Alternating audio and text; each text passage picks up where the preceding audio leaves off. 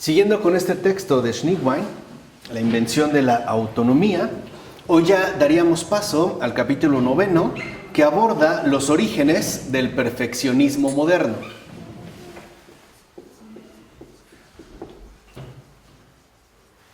Los orígenes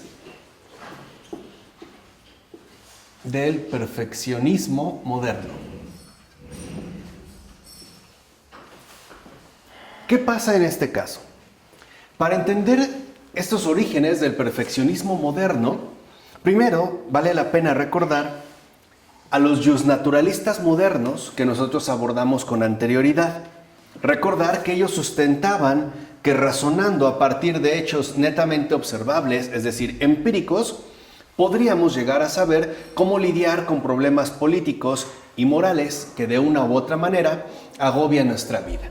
De ahí que estos justnaturalistas modernos colocaran como el eje estructural de todas sus propuestas la experiencia. Y esta experiencia sería la responsable de ofrecernos las evidencias necesarias para llevar a cabo, por ejemplo, las remodelaciones e incluso las incursiones en el campo en general de lo social. También sostenían que parte de lo que aprendemos precisamente de la experiencia es que Dios ha hecho la estructura adecuada de nuestra vida común independientemente de cualquier sistema cósmico de mayor envergadura. O sea que valdría pues con quedarnos en el ámbito inmanente de la experiencia observable, sobre todo en el terreno humano. Y una vez dirán estos justnaturalistas que hemos entendido que es Dios quien nos rige, entonces los hechos observables en este mundo nos van a proporcionar todas las bases racionales posibles para que nosotros podamos continuar nuestro camino. Ahora, estos, planteamientos, que de una u otra manera se desarrollan en los justnaturalistas modernos, se van a ver fuertemente contrastados en el siglo XVII por una teoría alternativa, igual mismo moderna, que en efecto busca rechazar tanto su empirismo como la vinculación de la moralidad a un universo supervisado por la ley divina, Esta sería, como esta alternativa. Y muchos, en efecto, de los que rechazaron el justnaturalismo con sus pretensiones empíricas y su vinculación de la moralidad con una ley divina mayor, van a sostener sobre todo la siguiente, propuesta: que la mente de Dios y la mente de nosotros son fundamentalmente afines. Entonces, en los orígenes del perfeccionismo moderno, colocados nosotros en el siglo ya XVII, vemos cómo aparece una alternativa al justnaturalismo y en efecto va a proponer por lo menos una diferencia sustancial al sostener el paralelismo esencial que se mantendría entre la mente de Dios y nuestra propia mente. Según su parecer, por ejemplo, de estas alternativas, nuestras propias mentes serán las que nos den un mayor acceso directo a los planes que Dios concibió para nosotros. De tal manera que entonces ellos ya no van a apelar en esta alternativa a la experiencia, ya no van a partir del punto de vista empírico, sino que ahora van a mantener una vía, por así decirlo, racionalista. De tal manera que si nosotros indagamos en nuestras propias mentes, entonces descubriremos los planes que Dios ha concebido para nosotros. Entonces, el hecho más importante no es la recepción de contenidos empíricamente, al alcance, sino el paralelismo que se mantiene con respecto a la mente de Dios, lo cual en todo caso supondría que esto nos va a garantizar tanto la cuestión que competiría a la vida eterna como a la ordenación de nuestra moral y de nuestra política. Ahora, este pensamiento, en pocas palabras, surge al tomar en cuenta un postulado antiguo que básicamente remite a la llamada escuela estoica, una de las llamadas escuelas helenísticas, ¿no?, de la antigua Grecia. Y ellos desarrollaron, en efecto, un concepto de mente divina, la cual en general, y de hecho en lo fundamental, coincide con lo que nosotros llamaríamos mente, e incluso en gran medida también lo que consideraríamos conciencia. Y lo que veremos que surge pues como respuesta al justnaturalismo no es otra cosa más que una reformulación de esta doctrina estoica. Y además, bueno, en este caso, que es lo que a nosotros nos interesa, con un énfasis puesto en la filosofía moral. Entonces, ¿qué va a dar como resultado esta alternativa? El estoicismo cristianizado. Entonces, estamos en los orígenes del perfeccionismo moderno y lo primero que encontramos es el estoicismo cristianizado.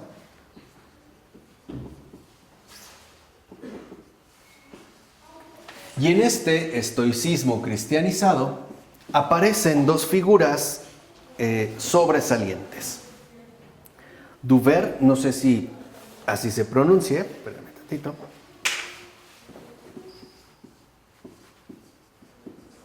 Duver y Lipsius. Duver y Lipsius son, digamos, los principales representantes de este estoicismo cristianizado.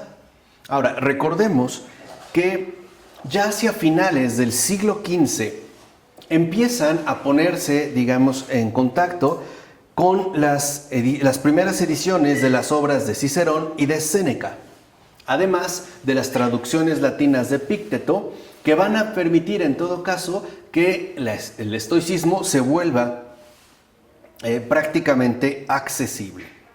Y tanto Duver como Lipsius buscarán difundir de manera aún más amplia en el siglo XVII la enseñanza estoica. Guillermo Duver vive de 1556 al año 1621, mientras que Justus Lipsius vivirá de 1547 al año 1605. Entonces, si lo vemos, están básicamente abarcando, ¿no?, la última mitad del siglo XVI y entrando ya a lo que sería el siglo XVII. Ahora, ambos autores van a considerar que su obra es importante, sobre todo porque ofrecerían una especie de resguardo filosófico ante tanta incertidumbre y sobre todo tantos conflictos generados en Europa. Una Europa ciertamente inestable, sobre todo por las llamadas guerras de religión.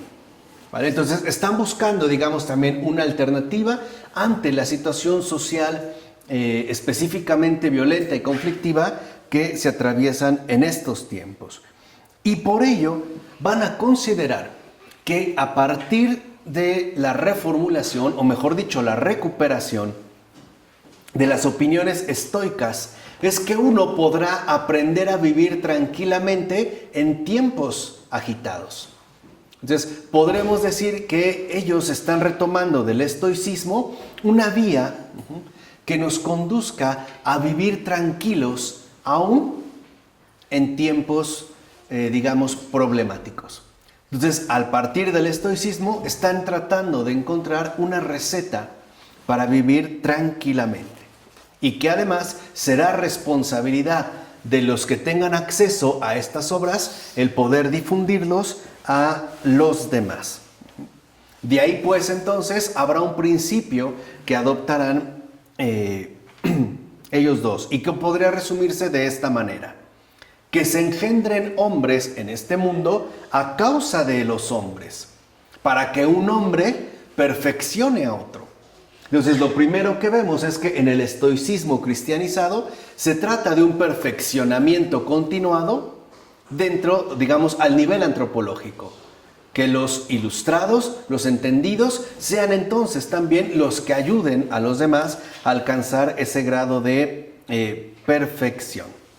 Entonces, lo primero que dirá, por ejemplo, Duver, es que los estoicos no solo enseñan que hasta un pagano es capaz de vivir de manera virtuosa, sino que sus doctrinas tenían que hacerse aceptables a los cristianos.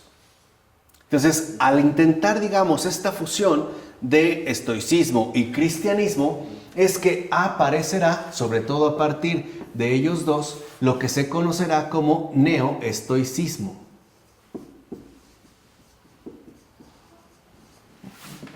Que busca compaginar o hacer compatibles tanto la postura estoica como la postura cristiana. Entonces, lo que vemos en realidad es que, por ejemplo, en la filosofía de Duverr, no pasa de ser, un lugar repleto de lugares comunes, consejos en general estoicos, con muy pocas añadiduras teóricas y, sobre todo, la inclusión de unas cuantas páginas de piedad que en realidad les sirven de envoltura. O sea, digamos que busca, como presentar este mensaje estoico, pagano, con algunos tintes cristianos. Entonces, para Duverr, todas las cosas buscan su propio bien. Y de la misma manera ocurre con nosotros, que empleamos sobre todo nuestro entendimiento y nuestra voluntad. Entonces, de aquí, lo primero que se destaca en el neoestoicismo es el entendimiento y la voluntad. El entendimiento y la voluntad aparecen precisamente como los atributos más nobles del ser humano y, digamos, las fuentes sustanciales de la perfección humana. Dicho de otra manera, la perfección humana consiste en el perfeccionamiento tanto del entendimiento como de la voluntad. Por eso sostendrá Duverr que si el bien supremo debe ser alcanzable, y ciertamente la naturaleza estaría en contradicción consigo misma si nos hiciera anhelar algo que no podemos alcanzar, este bien supremo debe de consistir en la virtud. Entonces se va a destacar en este caso, digamos, el perfeccionamiento de entendimiento y voluntad a partir de la virtud. ¿Por qué de la virtud? Porque es la virtud la que estaría completamente en nuestro poder. O sea, digamos, la ejercitación de perfeccionamiento con respecto al entendimiento y la voluntad, que sería obra humana y que quedaría reflejada, pues, en la noción de virtud. También sostendrá que aunque la gente es muy diferente, el proceso puede ser, digamos, de cierta manera similar en uno u otro. O sea alguien rico o pobre, noble o plebeyo, cualquiera puede alcanzar la virtud. Entonces, la virtud, en este caso, podemos decir, se presenta como algo enteramente accesible para cualquiera. Recuerden que son tiempos convulsos y se está tratando de encontrar una receta para vivir de manera tranquila, en esos tiempos difíciles. Entonces, la sabiduría aparecerá como la instrucción de la voluntad para que vaya conforme a lo que es la naturaleza y por lo tanto que rehuya lo que no lo es. Dice, si viéramos esto con claridad, viviríamos tranquilos, pero nuestras pasiones se interponen y nos engañan haciéndonos creer que algo es bueno cuando en realidad no lo es. Entonces, ¿qué es, digamos, lo primero que sobresale en el caso de la virtud? El ojo de la razón. Y ese es el planteamiento lentamente estoico. Dijimos, no está añadiendo algo ciertamente innovador. Para los estoicos, el ojo de la razón, es decir, el entendimiento, tiene que ser como el indicador fundamental para el respectivo proceder de la voluntad. Por decirlo un poco de esta manera, para la escuela estoica, el entendimiento, este ojo de la razón, es lo que puede ver las cosas y por lo tanto enseñarle a la voluntad hacia dónde debe de dirigirse. Por decir, la voluntad son los pies, son el factor motriz, lo que pone en movimiento, pero no puede ver hacia dónde va. Eso lo tendría que hacer en todo caso la razón. Por eso también la voluntad va a ocupar un lugar clave. ¿Por qué? Porque lo que nos muestra la razón, la voluntad, es justamente la que lo podrá ejecutar. Por eso, por ejemplo, dirán que mediante la voluntad podemos tener control de nuestros actos. Por ejemplo, negándonos a emprender o a evitar cualquier acción hasta que no veamos claramente si se trata de algo bueno o de algo malo, de algo natural o de algo no natural.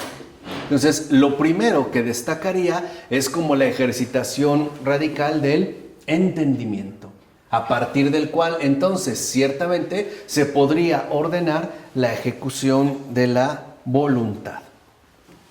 Ahora, la principal labor de la voluntad es permitirnos ir únicamente, ¿no?, en pos de lo que está realmente en nuestro poder. Entonces, aquí entra, por ejemplo, también otra de las enseñanzas fundamentales de la escuela estoica. ¿Qué sucede en ellos? En los estoicos, lo mismo que en Duver, la virtud nos ayuda a no ir más allá de lo que ciertamente estaría en nuestro poder. De tal manera que nosotros no queramos anhelar, y eso sería lo que nos mostraría la razón, algo que supera, por ejemplo, nuestras respectivas capacidades. Pues es esto, en todo caso, lo que fomenta la intranquilidad. Así tendríamos que mantenernos, ¿no?, en el marco, digamos, limitado de lo que la razón nos muestra como algo efectivamente accesible. Entonces podemos decir que aquí lo importante es querer lo que es alcanzable y no preocuparme por lo que está fuera de mi alcance. No anhelar pues algo que en pocas palabras me supere. De ahí pues, ¿no?, dirá Duver, que deberíamos antes que nada cultivar la piedad o el conocimiento de Dios. Suena bien, ¿no? Digamos, allá aparece la parte cristianizada. Ahora, la piedad, dice Duver, nos vincula a Dios, que es el origen de nuestra perfección. Ahora, aceptando que Dios es creador de todo y que vela por todas las cosas, deberíamos aceptar, y esto es lo importante, que todo lo que nos adviene es algo bueno porque viene de Dios. Entonces podemos decir que de la virtud se destacaría de manera especial la piedad. Ahora, en este caso, ¿qué es la piedad? Un esfuerzo racional de autoconvencimiento. Y aquí es donde vamos a encontrar, por ejemplo, los límites precisamente de dicha piedad. Es decir, si realmente coincide o no con la realidad de esto que aquí se menciona. O sea, lo que aquí están sugiriendo es que, siguiendo, ¿no?, la línea estoica, que nosotros nos convenzamos de que todo lo que nos sucede es bueno, tal cual. Porque Dios es precisamente quien lo ha instalado. Entonces, esto tendría que ser, por ejemplo, una especie de autoconvencimiento racional, de tal manera que entonces yo no pierda la calma. Ahora, aterricémoslo en una situación bien concreta. ¿Puedo yo permanecer tranquilo y sobre todo, ¿no?, guiado por la razón, aceptando que es bueno que hayan violado y matado a mis 2 hijas? No, pero que puedes sacar algo bueno. Claro, pero aquí el punto está en que, digamos, la fuerza de la experiencia de piedad no viene de la razón. Sí, claro. O sea, si yo lo quiero sostener en la razón, o sea, literalmente a lo único a lo que voy a dirigirme es una especie de resignación amarga o bien de rebeldía silenciosa. Y aquí es donde entra el punto. O sea, no tenemos por qué hacer un esfuerzo racional por tratar, fíjense, ¿no?, de sostener que es algo bueno todo lo que nos adviene porque viene de Dios. O sea, eso sería en pocas palabras una justificación netamente racional.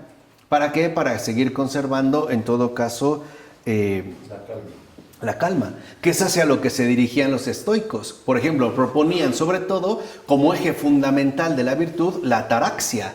Bueno, el resultado final. Ataraxia puede ser traducido como imperturbabilidad. O sea, que tú te mantengas finalmente ecuánime, suceda lo que suceda, pensando, ¿no? Convenciéndote por medio del ejercicio, ¿no? Intensivo de la razón, de que todo tiene que ocurrir de esta manera, porque en pocas palabras hay un designio divino. Entonces, suceda lo que suceda, tú no tienes por qué perder la calma. Entonces, lo que vemos es que hay una especie de recubrimiento, de blindaje de la razón para que no se vea importunada por todo aquello que sobrepasa sus propias capacidades. Es como decimos un coco wash, ¿no? Queremos como autoconvencernos de que lo que sucede es bien en pocas palabras, ¿no? Porque ha venido pues de Dios. Y como su mente es igual a la nuestra, pues tenemos que pensar básicamente del mismo modo. Por eso dirá Duber, podemos orar para venerarlo, pero nunca deberíamos solicitar algo que no sea lo que Dios ha ordenado. O sea, nos tendríamos que mantener nosotros en los límites estrictos de la concepción racional. Porque, según Duber, Dios solo nos pide que vivamos una vida inocente. Nada más, así a secas. Solo nos pide que vivamos una vida inocente y que además le demos homenaje público. O sea, que nos portemos bien, ¿no? En términos públicos. Ahora, una vez que hemos entendido que debemos honrar a Dios, podemos pasar a hablar también de los deberes que tenemos con respecto a nuestros prójimos, nuestra nación, nuestros padres, vecinos y demás. Y Duber va a terminar diciendo que sobre todas las cosas, Dios se va a deleitar viéndonos alcanzar la perfección que Él creó para nosotros. Entonces, ¿qué es lo que, de acuerdo con Duber, más le satisface a Dios? Vernos vivir como estoicos cristianizados, con ese manto de piedad, es decir, creciendo en nuestra propia perfección.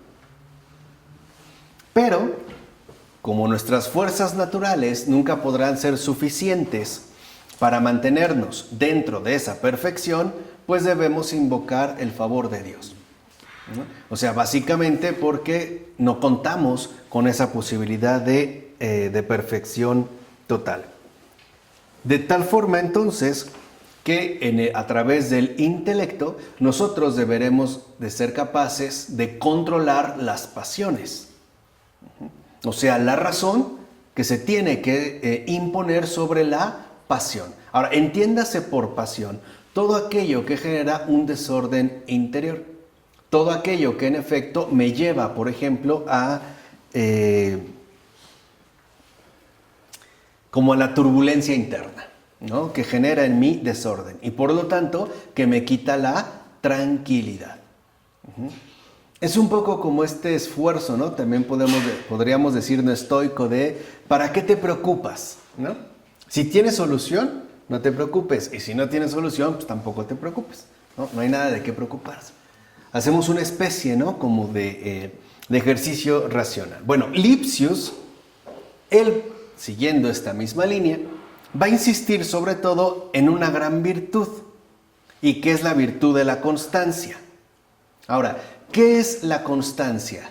Pues vivir por la recta razón, que es otra manera de definir en este caso la piedad. ¿Qué es la piedad? Vivir, ¿no? La recta razón.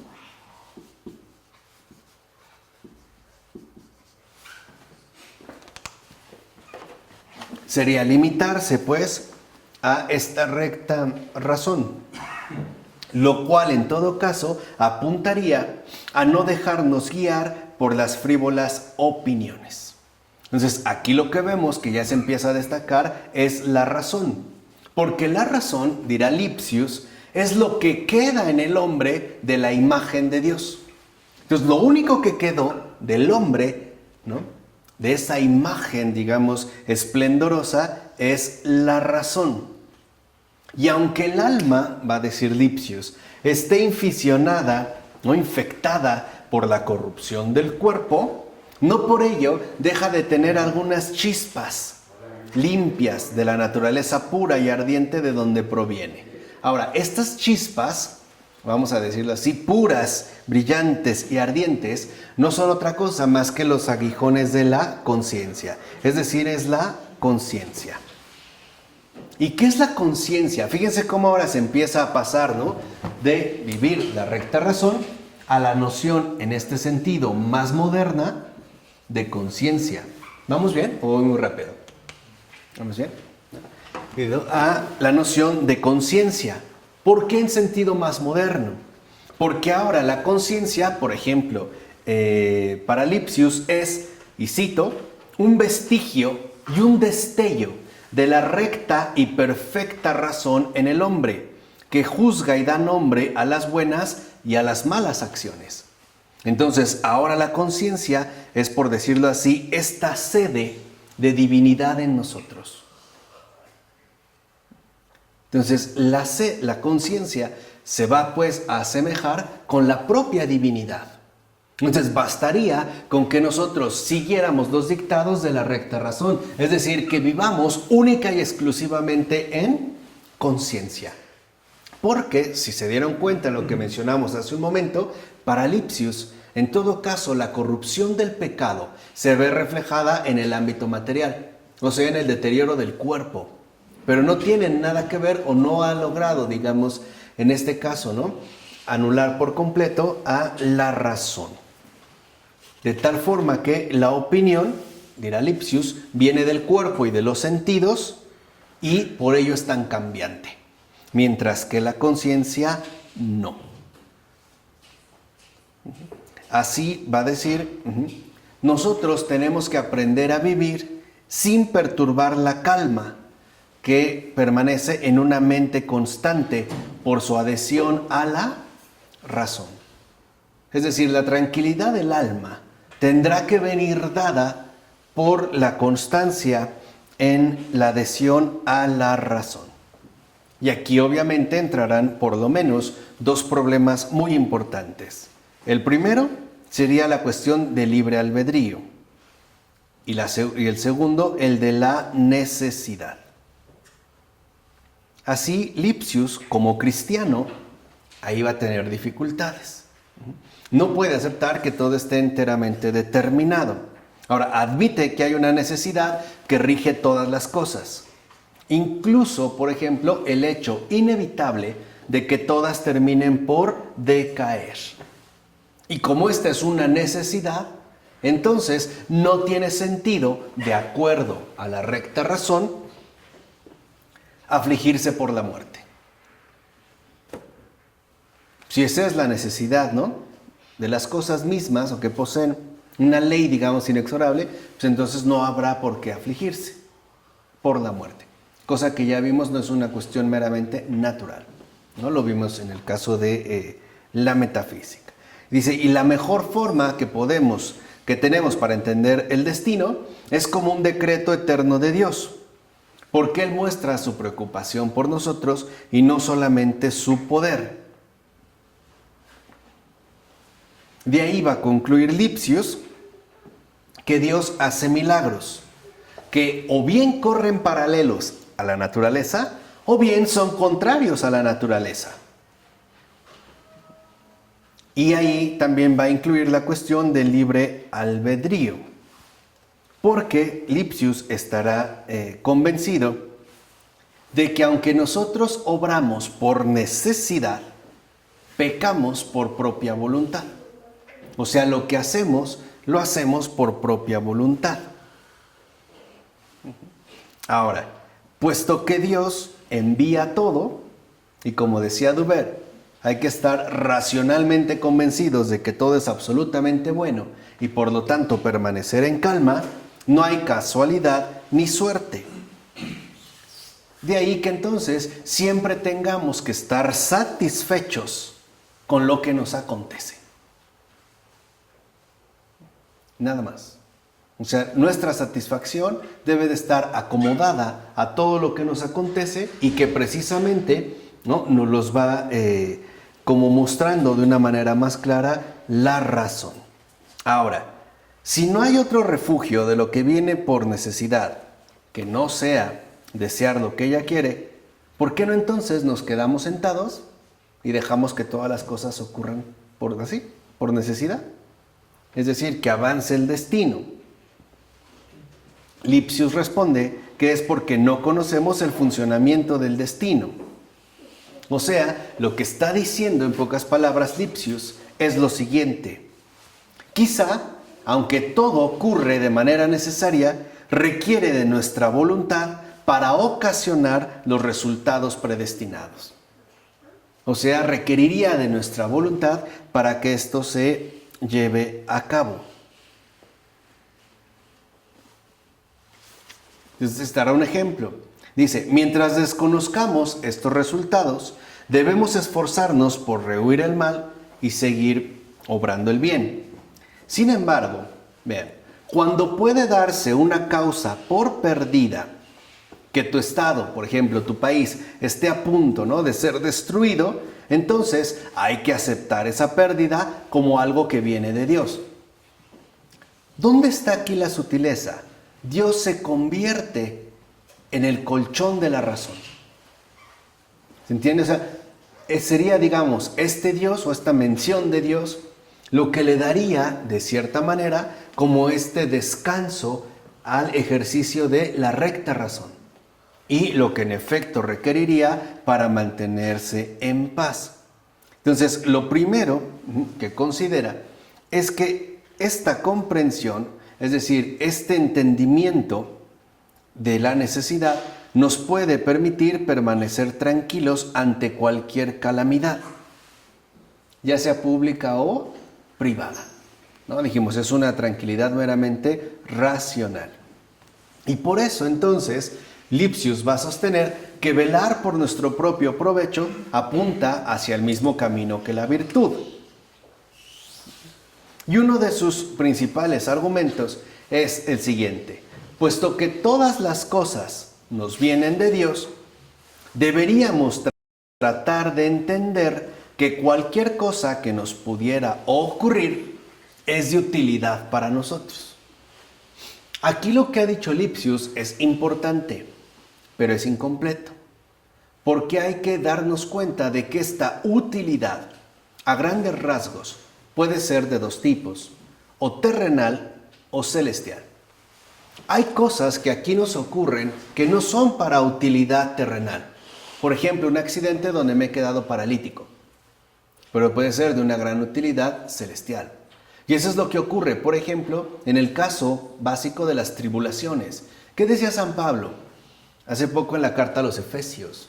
Las tribulaciones que pasamos, ¿no?, los sufrimientos, los padecimientos momentáneos y leves, nos aportan una carga eterna, ¿no?, de redención.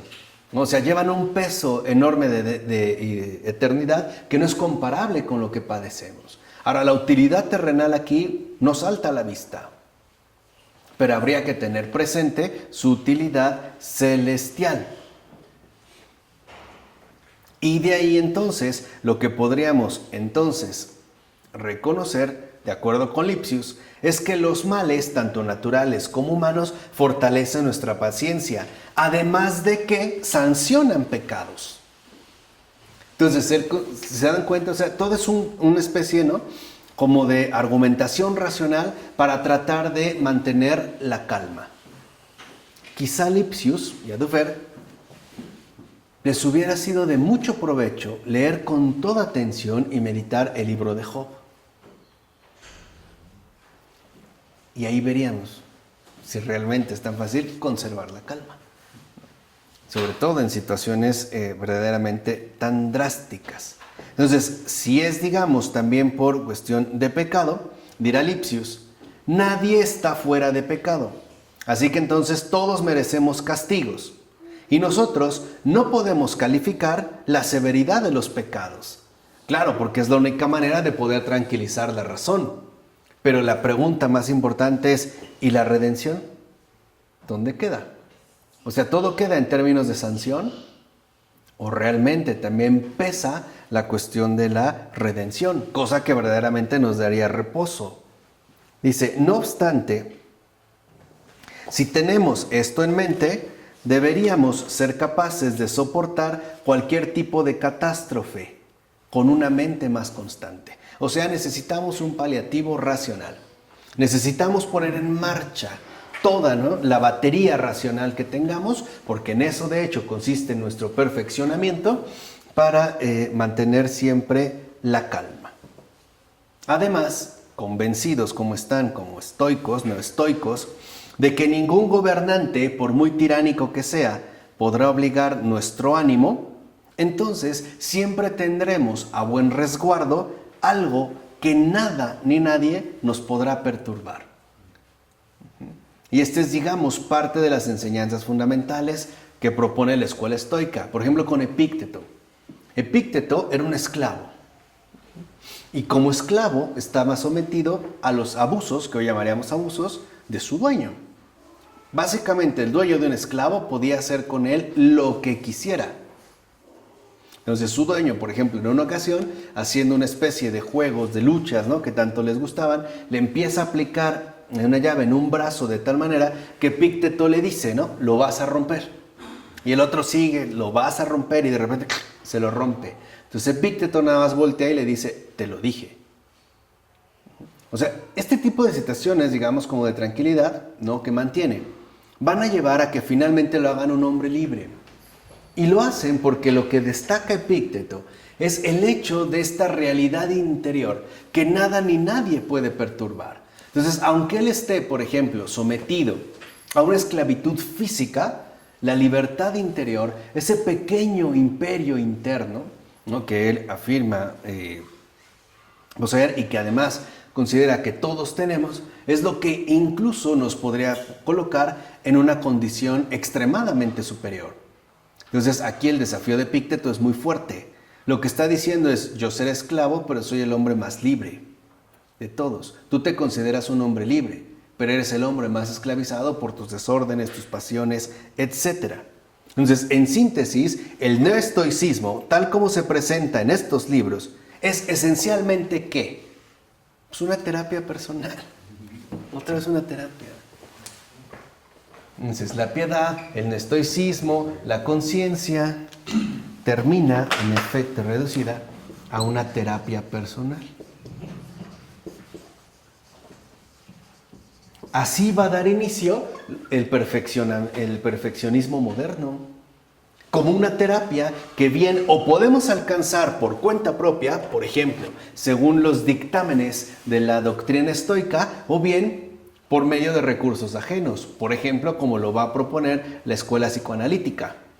¿No? El psicoanálisis, que también es una terapia personal, pero a través de alguien más, ¿no? A través, en este caso, de el terapeuta. Entonces, es en esencia el estoicismo una terapia personal que en efecto vincula la propia mente con la mente de Dios y que nos insiste que si nos conformamos a la razón, es decir, si nos abocamos a la razón, podremos ver lo que es el supremo bien y dar los pasos necesarios para alcanzarlo.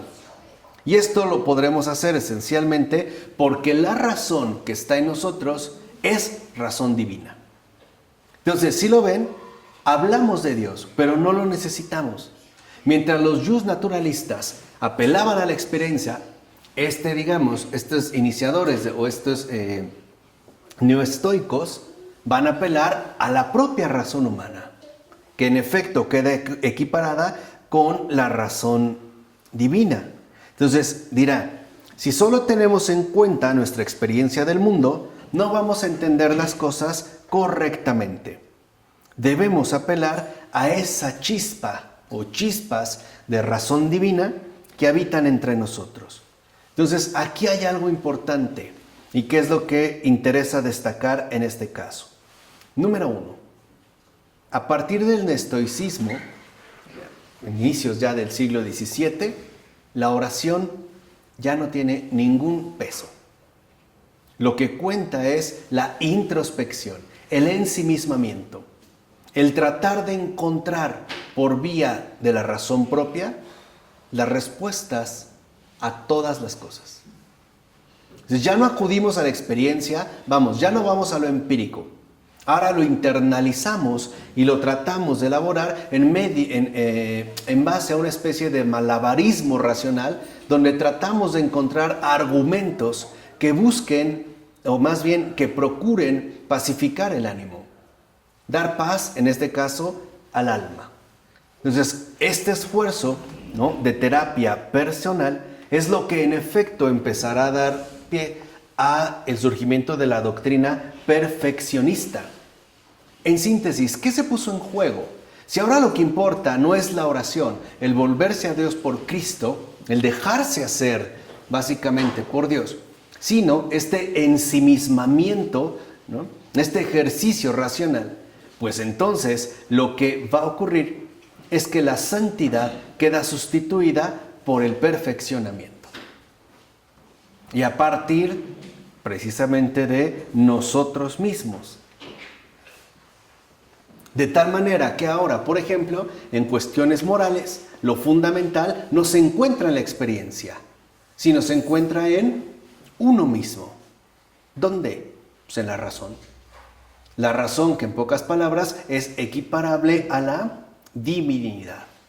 Por eso, y curiosamente, el neoestoicismo parece que nos dice no orar, sino razonar. No orar, sino terapearse uno mismo. De tal manera que esta terapia personal se va a convertir en uno de los elementos claves del perfeccionismo moderno.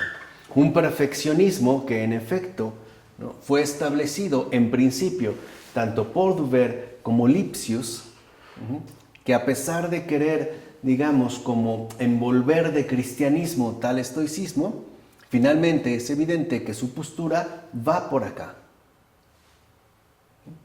Y este perfeccionismo moderno, en efecto, estará basado en la noción de una terapia personal por medio del uso exclusivo de la propia razón. Por eso esa es la similitud que tenemos con Dios y ya no necesitamos hablarle a Él. Bastará pensar por uno mismo. Es decir, la razón autosuficiente, que es otra forma de decir también el pensamiento autónomo. ¿De acuerdo? Vamos a dejar hasta aquí. En nombre del Padre, del Hijo, del Espíritu Santo. Amén.